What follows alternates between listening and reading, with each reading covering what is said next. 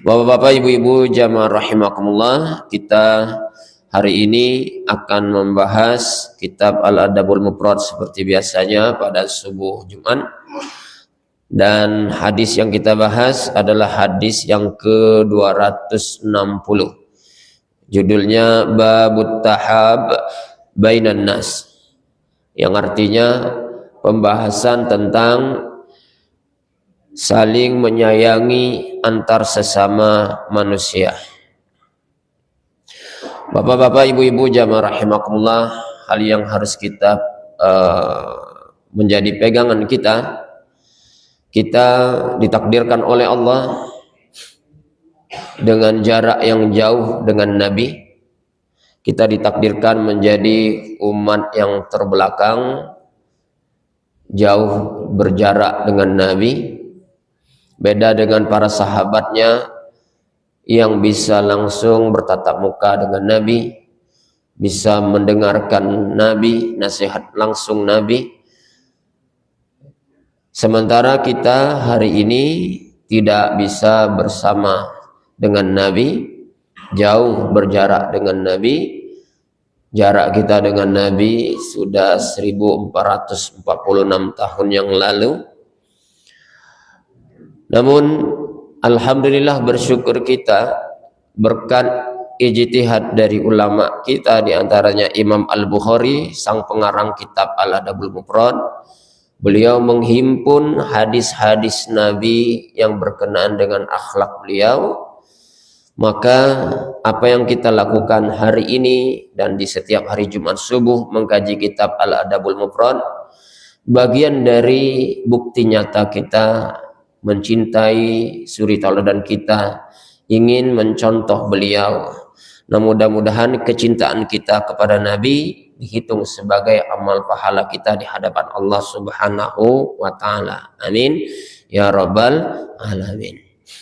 Baik bapak-bapak, ibu-ibu, jamaah rahimakumullah, hadis yang dibawa oleh Imam Al-Bukhari terkait dengan judul kita pada subuh pagi hari ini, ada sebuah hadis yang akan kita bahas yang diriwayatkan oleh sahabat Nabi yang bernama Abu Hurairah radhiyallahu anhu.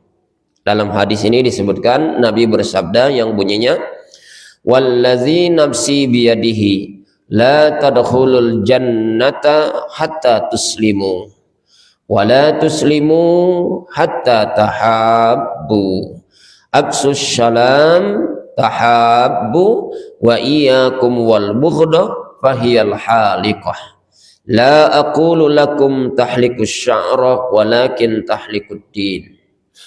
Yang artinya, wallazi nafsi biyadihi, demi Allah. Nah, jadi Nabi bersumpah, demi Allah, la tadkhulul jannata hatta tuslimu, kalian tidak akan bisa masuk surganya Allah sampai kalian beragama Islam. Tidak masuk surga kecuali kamunya beragama Islam. Wala tuslimu hatta tahabbu, dan kalian tidak dianggap sempurna keislamannya sampai kalian saling mencintai satu sama lain, saling menyayangi satu sama lain. Absyus salam tahabbu, tebarkanlah salam, niscaya kamu akan saling mencintai. Wa iyyakum wal bughdah, jauhilah segala bentuk macam perselisihan. Fahiyal haliqah, karena perselisihan itu akan menyebabkan kamu dicukur. Nah, dicukurnya apa, Pak? Disambung oleh Nabi, la aqulu lakum tahlikus sya'ra. Yang saya maksud bukan berarti mencukur rambutmu, walakin tahlikud din, tapi yang dimaksud adalah mencukur agamamu. Baik bapak-bapak, ibu-ibu, jamaah rahimakumullah, itu bunyi hadis yang menjadi kajian kita, pembahasan kita pada subuh pagi hari ini. Kita akan coba mendalami apa isi kandungan hadis tadi. Yang pertama, ada ungkapan Nabi dengan kalimat wallazi nafsi biyadih, yang artinya demi jiwaku yang berada di dalam genggamannya. Ini adalah ucapan sumpah. Makna lainnya adalah demi Allah. Nah, ini menarik Pak, menarik. Mengawali pesan yang akan disampaikan, Nabi mendahului dengan kalimat sumpah demi Allah. Ada apa nih Pak? Kita kalau Nabi ngomong sesuatu atau bersabda tentang sesuatu, langsung saja to the point-nya. Kira-kira pertanyaannya, percaya tidak kita Pak dengan omongan Nabi? Percaya ya? Saya ulangi lagi Bapak Ibu. Andaikan Nabi menyampaikan sesuatu pesan kepada kita, langsung saja to the point, tanpa diawali embel-embel sumpah di awalnya, langsung saja to the point. Pertanyaannya, percaya tidak kita Pak dengan omongan Nabi? Percaya Pak ya. Kenapa percaya? Kenapa? Yang menyampaikan pesan Nabi. Wajib hukumnya kita percaya. Karena yang menyampaikan pesan ini Nabi, dan apa yang disampaikan beliau mutlak mengandung kebenaran, tidak ada kedustaan dari apa yang disampaikan oleh Nabi. Kalau saja yang disampaikan oleh Nabi langsung to the point, kita mesti percaya. Maka terlebih lagi kalau kemudian pesan yang akan disampaikan itu diawali terlebih dahulu dengan kata sumpah demi Allah. Belum ngomong apa yang nak disampaikan pesannya apa, tapi Nabi dahulukan dengan kata sumpah. Nah, ini maknanya apa? Nah, ini maknanya adalah apa yang akan disampaikan berikutnya didahului dengan sumpah, itu berarti penegasan bahwa ini yang nak disampaikan ini super penting, sangat-sangat penting, jangan disepelekan. Nah, itu maknanya Pak. Jadi makna kalimat sumpah yang didahului oleh Nabi dalam kalimat yang pesannya itu maknanya Nabi mempertegaskan kepada kita bahwa yang nak kusampaikan ini itu jangan disepelekan, sangat penting, sangat penting. Nah, pesan Nabi apa Pak? Barulah masuk kita kepada inti poin yang akan disampaikan oleh Nabi. Apa pesannya? Yang pertama, la tadkhulul jannata hatta tuslimu. Kamu tuh, kata Nabi, tidak bakal bisa masuk surga sampai kamunya beragama Islam. Tidak bisa nyium bau surga kecuali kamu sendiri beragama Islam. Subhanallah. Penting tidak Pak kalau ngomong kayak ini? Penting Pak. Kita ini bakal ke alam akhirat galau. Kita ini bakal menuju alam itu Pak. Dan alam akhirat cuma dua tempat. Bisa surga atau neraka. Dan kalau ditanya mana yang menjadi pilihan kita? Dak kate yang dak galak masuk surga. Semua pasti ingin masuk surga. Dan tidak satu pun yang pengen masuk neraka. Walaupun terpaksa masuk, terpaksa apa? Masuk surga. Lebih baik terpaksa masuk surga daripada sukarela masuk neraka. Kita semua pengen masuk surga Pak, walaupun dengan secara terpaksa, tidak apa-apa. Dan kita pengen masuk surga. Nah, syaratnya kata Nabi mutlak, tidak bisa masuk surga itu kecualinya kita masuk kecuali kita terlebih dahulu beragama Islam. Nah, karena itu Ibu, ini nikmat yang paling mahal diberikan oleh Allah kepada kita. Hari ini kita sekalipun Islam KTP, terlahir dari rahim orang tua yang beragama Islam, dan sampai hari ini kita bersyukur kitanya beragama Islam. Nah, ini Bapak Ibu sekaligus mengingatkan kita. Ngapa Nabi ngomong sama sahabatnya yang sahabatnya jelas-jelas sudah beragama Islam? Kok ngomongnya kamu tidak bakal masuk surga kecuali kamunya beragama Islam. Padahal sahabatnya sudah beragama Islam. Nah, sama cak aku sekarang Pak, nyampaikan kepada Bapak, Pak, kita tidak bakal masuk surga kecuali kitanya beragama Islam. Mubazir kan Pak? Wong kita sendiri sudah beragama Islam. Nah, apa maknanya Pak? Nabi ingin mengingatkan Pak. Hari ini iyo kita beragama Islam. Minggu depan, bulan depan, tidak ada jaminan Pak. Masih beragama Islam. Nah, ini berarti peringatan juga buat kita. Bahwa sekalipun kita hari ini beragama Islam, Islam yang ada di diri kita ini masih sangat labil, yang bisa jadi, na'udzubillah, lepas dari kita. Pertanyaannya apa ada? Wong yang dari turun temurun lahir dari rahim Islam, besar dengan Islam, sampai mati apa dia masih tetap beragama Islam? Apa ada yang keluar dari Islam? Banyak Pak. Kita ambil contoh sekitar 3 tahun yang lewat itu, orang tuanya Muslim, dibesarkan Muslim, sampai tua Muslim dia Pak. Tapi di umur-umurnya sudah lansia itu dia pindah agama.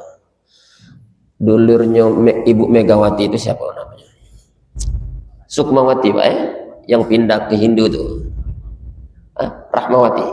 Bukan Pak. Rahmawati itu sudah meninggal. Sukmawati Pak ya?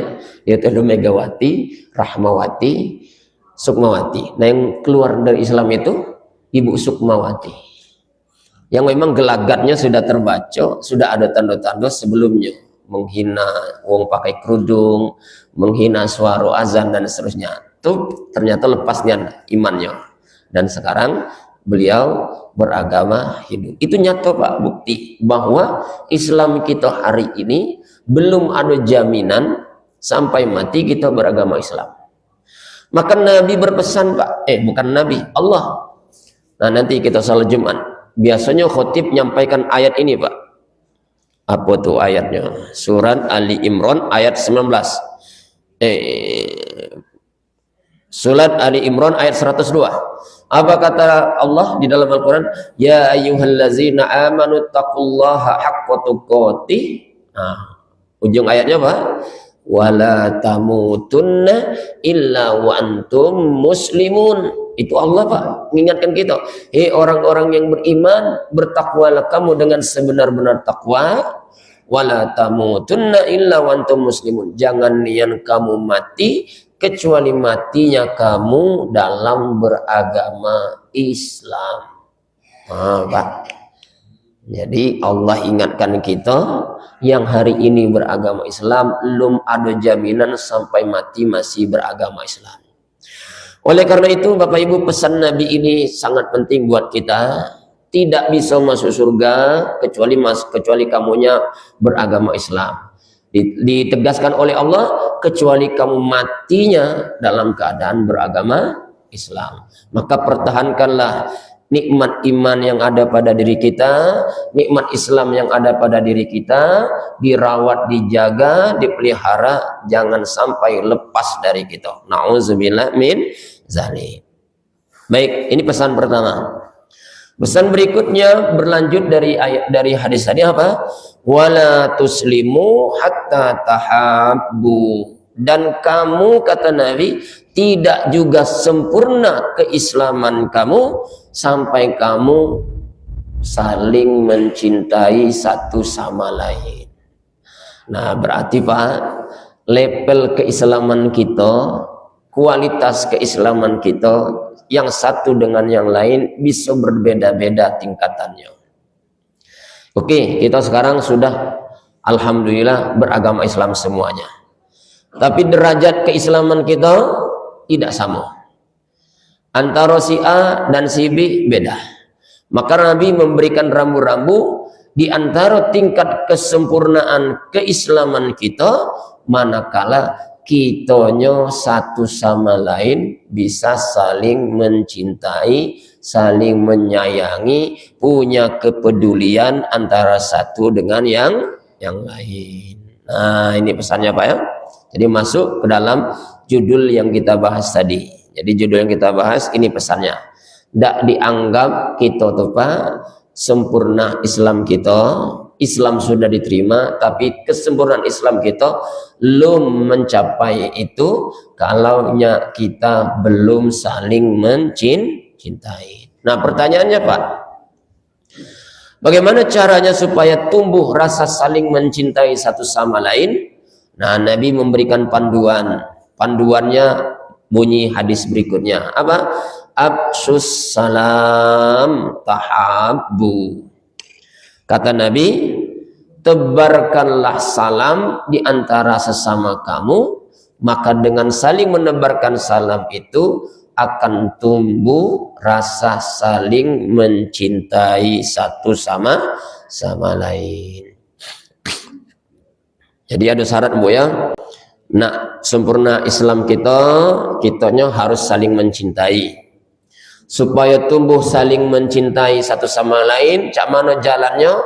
Jalannya adalah kitanya rajin-rajin saling menyapa, mengucapkan salam.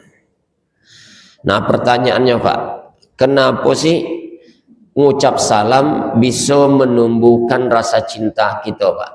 Rasa senang kita dengan satu sama lain. Apa penyebabnya Pak? Apa jawabannya Pak? Kenapa saling menebarkan salam itu bisa menumbuhkan rasa sayang, rasa peduli kita dengan yang lain? Jawabannya kata ulama, karena kita manusia ini hakikatnya punya kecenderungan yang sama, yaitu apa? Suka kepada siapapun yang berbuat baik kepada kita. Ini natural sekali Pak. Ya Pak ya, alami betul sifat ini. Ya, natural betul sifat kita bahwa setiap kita siapapun uangnya itu punya kecenderungan yang sama, senang kalau ada uang berbuat baik kepada kita. Dan ternyata memberikan salam, mengucapkan salam kepada orang lain itu adalah amal kebaikan. Ngucap salam itu amal kebaikan. Apa kebaikannya? Kebaikannya adalah berupa doa yang sangat dahsyat. Di dalam salam kita tuh Pak, ada doa. Doanya apa? 3 Pak. Tidak tanggung-tanggung, 3. Pertama, assalamualaikum. Nah, assalamualaikum itu selamat, keselamatan, semoga selalu keselamatan menyertai kamu.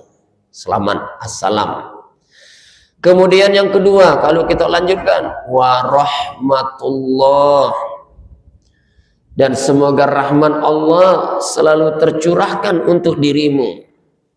Kalau dilengkap lagi sampai habis, wabarakatuh, dan semoga keberkahan hidup selalu menyertaimu. Selamat, rahmat, berkah. Itu isi doanya Pak, dalam ucapan salam. Nah ini suatu kebaikan. Nah bayangkan Pak, kalau kita ketemu wong setiap hari, ada duit kita unjuk dia, ada duit kita unjuk dia, tumbuh rasa cintanya. Nah hal yang sama Pak, kita ini setiap ketemu mengucap salam, setiap ketemu mengucap salam. Maka ada di situ Pak, ini janji dari Nabi, setiap kita menebarkan salam, maka secara kejiwaan itu bisa menyentuh orang yang kemudian memiliki apa? Rasa peduli, rasa sayang, rasa senang kepada kita. Maka ibu-ibu, bapak-bapak, jamaah rahimakumullah, kita harus bersyukur. Bersyukur dengan ajaran agama kita. Ucapan salam dalam ajaran agama kita itu bukan sekedar sapa menyapa saja, tapi di dalamnya terkandung makna yang sangat dalam berupa doa. Maka bangga kita tuh punya tegur sapa dengan ucapan salam kita agama Islam. Nah kita ini kadang-kadang tidak bangga Pak dengan salam kita dewi, lebih bangga dengan salam orang lain. Ya Pak ya, lebih bangga dengan salam orang lain. Selamat pagi, pagi bayang selamat, siangnya jangan-jangan tidak selamat. Selamat siang, siang baik selamat, sore ya. Nah kalau assalamualaikum, assalamualaikum warahmatullahi wabarakatuh, masya Allah. Dan ini salam ini sejak zamannya Nabi Adam alaihissalam ketika tegur sapa dengan malaikat. Jadi syariat ini dari Nabi Adam kemudian sampai kepada kita Nabi Muhammad sallallahu alaihi wasallam. Bapak Ibu jamaah rahimakumullah, istimewanya ucapan salam ini Pak, yang ngucap salam hukumnya apa Pak? Sunnah, yang jawab salam wajib.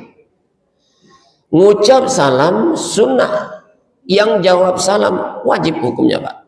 Nah dari dua ini mana yang lebih utama? Siko sunnah ngucap salam, siko wajib yang jawab salam. Dua ini mana yang lebih utama? Kita selama ini pahamnya Pak, wajib itu adalah lebih utama, betul Pak ya, kedudukannya. Tapi khusus kajian mengucap salam, ternyata orang yang mengucap salam itu walaupun hukumnya sunnah, jauh lebih utama dia dapat pahalanya daripada orang yang menjawab salam yang hukumnya wajib. Nah ini hebatnya salam. Contoh Pak, gimana logikanya kalau hukum sunnah ini lebih mengungguli hukum wajib yang ketika jawab salam? Nih, aku duduk depan bapak-bapak, mengawali omongan aku mengucapkan salam. Aku mengucap salamnya hukumnya sunnah, bapak ibu yang menjawab salam hukumnya wajib. Di mana letak utamanya aku Pak? Lebih hebat. Nah, yang mengucap salam cuma wong siko, yang mendoakan aku banyak sekali ini jemaah Pak. Andaikan wong 30 hadir ini jawab wong 10 kok wong yang mendoakan selamat, mendoakan rahmat, mendoakan keberkahan. Nah, disinilah jawabannya kata ulama, kenapa yang mengucap salam itu hukumnya sunnah lebih utama daripada yang menjawab salam walaupun hukumnya wajib. Dan ini ada tingkatannya Bapak Ibu.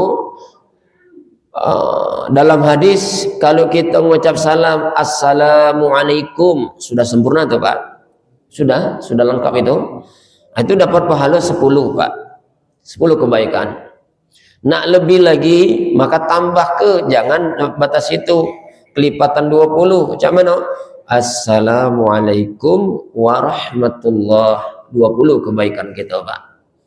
Nak lebih sempurna lagi 3, yaitu 30 kebaikan kelipatan. Kita ucapnya apa? Assalamualaikum warahmatullahi wabarakatuh. Bapak Ibu jamaah rahimani wa rahimakumullah, bagian terakhir Pak, pesan Nabi apa? Wa iyyakum wal bughdah fahyal halikah. Kata Nabi, jauhilah perselisihan di antara kamu. Jauhilah perselisihan di antara kamu, karena perbuatan berselisih paham itu dapat mencukur kamu. Nah, apa mencukur kamu itu? Kata Nabi, la aqulu lakum tahlikus syara walakin tahlikud din. Yang saya maksud bukan mencukuri rambutmu, tapi mencukuri agamamu. Maknanya Bapak Ibu, karena berselisih paham itu bisa menyebabkan nilai-nilai keislaman yang ada pada diri kita menjadi luntur. Orang kalau larut dalam perselisihan yang ada apa? Yang ada saling benci membenci. Nah, luntur nilai-nilai keislamannya. Yang ada kemudian apa? Bermusuhan. Maka Nabi mengingatkan kepada kita untuk kemudian hindari segala bentuk macam perselisihan. Maka kalau ketemu orang yang punya watak yang suka berselisih terus dengan kita, maka kita apa Pak? Sikap kita menjauhi saja. Tidak usah diladeni, tidak usah ditanggapi. Kaki tambah parah luka dari permusuhan itu. Maka cukup kita menjauhi dia, karena itu sebagai bagian dari shock terapi kita, cara kita mengingatkan dia. Kadang-kadang diingatkan langsung lewat lisan kita, dia nggak mampu, malah dia kemudian menggurui kita. Maka cukup kita dengan sikap saja. Baik bapak-bapak, ibu-ibu, jamaah rahimakumullah, inilah beberapa pesan penting yang disampaikan oleh Nabi kepada kita semua. Seperti dari awal tadi yang saya sampaikan kepada kita, ibu bapak, kalau sahabat Nabi bisa langsung tatap muka dengan Nabi, bisa langsung bermujahadah dengan Nabi, bisa langsung bermajlis ilmu dengan Nabi, sehingga kemudian kecintaan mereka kepada Nabi benar-benar terasa, maka kita hari ini sekalipun tidak bisa langsung bermajlis ilmu dengan Nabi, mudah-mudahan apa yang kita lakukan dengan cara mengkaji pesan Nabi, mengkaji perbuatan Nabi, mengkaji perkataan-perkataan Nabi, ini bagian dari cara kita meneladani sunnah dari Nabi kita Muhammad Sallallahu Alaihi Wasallam. Ini saja Bapak Ibu yang menjadi kajian kita yang bisa kami sampaikan pada subuh pagi hari ini. Mari kita tutup kajian kita pada subuh ini dengan membaca doa kafaratul majlis. Subhanakallahumma wa bihamdika asyhadu an la ilaha illa anta astaghfiruka wa atubu ilaik. Terima kasih. Billahi taufiq wal hidayah. Wassalamualaikum warahmatullahi wabarakatuh.